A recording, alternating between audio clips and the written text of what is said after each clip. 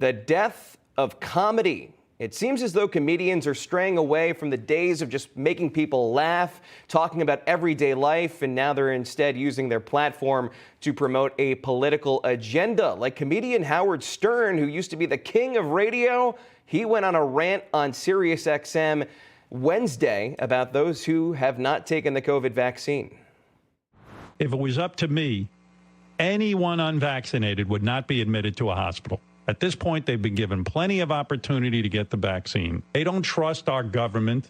They think that there's some conspiracy to turn them into a magnet or something like this. Now, if you don't get it, in my America, all hospitals would be closed to you. You're going to go home and die. So what happened to Howard Stern and to comedy in general? And joining me now is legendary actor and comedian John O'Hurley. You know him from Seinfeld. You know him from Family Feud. Thanks for being here tonight to join us on The Count. My pleasure. Nice to be with you. Now, John, listen to comedian Stephen Colbert, if you can even call him a comedian. He's ripping into Kirsten Sinema, opposing eliminating the filibuster, and he calls her Mrs. Hamburglar. Here he is. That dream died last week, thanks to Arizona Senator and Mrs. Hamburglar, Kirsten Sinema. Last week, Senator Sinema took to the Senate floor to announce that while she values voting, the filibuster is her first love. What is the legislative filibuster other than a tool that requires new federal policy to be broadly supported by senators representing a broader cross-section of Americans? No. Not representing a broader cross-section of Americans. The 50 senators who are currently filibustering the voting rights bill represent 41 million fewer Americans than the senators who support it. Stop acting like the filibuster is anything other than an anti-democratic tool, which is also a pretty good description of Kirsten Sinema. Now, it's not just comedy, John, because we'll go to this in a little bit, but Tom Hanks is also trotting out there for the Biden administration. But entertainment used to be an escape for us. I know your show that you were in, Seinfeld, it made fun of everyday life. There was no politics. It was something everybody could laugh at. And these late night shows, it just seems like, oh, the anti-Trump jokes are what reigns supreme there. And making fun of Kirsten Sinema because she has a different idea. What is this doing to the medium of comedy that you love so much? Well, you know, the sad part is I go back to the man who I believe to be the master of nighttime television, Johnny Carson. And Johnny had one premise, and that was this, that he would always go down with the ship. He would always look the worst. He would do everything to make you look great. And you can run across every single clip from Johnny Carson and The Tonight Show. And he was always there to make his guest look best. That's all changed now. There's a difference between silliness and sarcasm. When you're silly, you have the maturity to be able to poke fun at yourself. As G.K. Chesterton once wrote so wisely, the test of a good religion is how well it can take a joke. And unfortunately, we've lost that premise in our society right now. Here's the other thing, though, that I'll say about it. I believe it to be a cyclical thing. Because I look back during the Victorian era from the 1830s to the turn of the century in the 1900s, and it was a very strict, very strange moray at the time. But what came following that? The flapper era, where all of a sudden people were just so sick of the sobriety of the Victorian age that they started to wear their dresses very, very short. They used to. It was the age of suffrage for women that they got their vote. Everything is cyclical, and I honestly believe that we're going through a cycle right now. But I truly believe we're coming towards the end of it because I think people are fed up with the idea that they can't laugh at themselves. Well, there are still some good new age comedians out there. Obviously, we hear a lot about Stephen Colbert, Jimmy Fallon, the late night guys. But somebody that I think of when I think of a good modern comedian is a Sebastian Maniscalco. He's a guy that likes that observational humor, stays away from politics. Who do you see coming up the pipe that really is breaking this new mold of political comedy and is returning us to something that we can all bond over and laugh together at? You know, it's funny. I go backwards rather than forwards. Larry the Cable Guy is one of my dear friends, and Good Lord, I'll tell you, I can share a scotch and a cigar with him around a campfire, and he just kills me. Just kills me.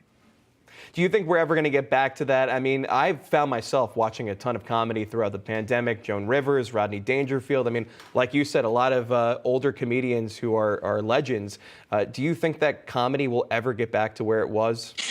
Well, as I say, I honestly believe it's a cyclical thing. It represents really the kind of the social moray of the time. And once people get fed up enough with the idea of attack humor rather than being the center of the joke, all of my comedy, all of the characters that I do, I'm the joke because I think it's a lot funnier.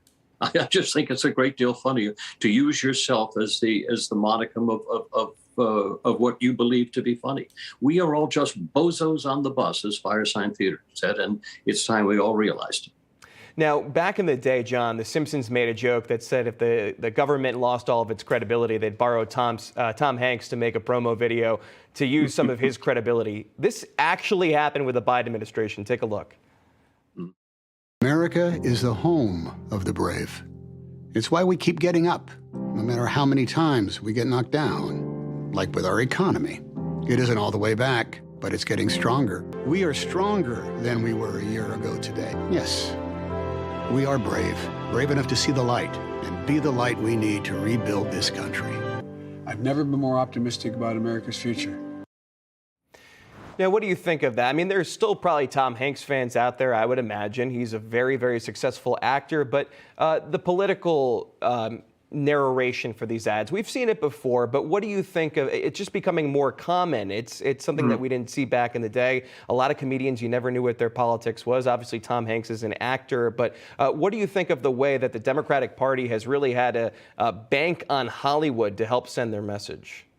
Well, it reminds me of a game of Super Mario Brothers, which I played with my back when my son was about 6 or 7 years old. And it was his first video game, and he became very adept to it, and I was terrible. And so what he did was he put me on his back, and then he would go through the game. And that's a little bit what the political environment is. When you don't have the core structure of a sense of self-confidence, you crawl up the backside and you use someone else, which is what our current president was doing with Tom Hanks. Now, that being said, I have enormous respect for Tom, and he's a great individual, very funny, very talented, one of our great actors. But it brings back to the point is because we are celebrities doesn't mean that our opinion deserves to be celebrated. I'm no more right than anybody else. I have an opinion, but I want it to be respected as only my opinion, and it doesn't deserve to be more meaningful than anyone else's, even in this foray right now. Well, John, we know that you're hosting the National Dog Show every single year, but I want to know a little bit about what you're doing these days. What's a new project you're working on? Oh, I have a lot of fun. The dog shows we continue with. We're in our 20th year now doing that.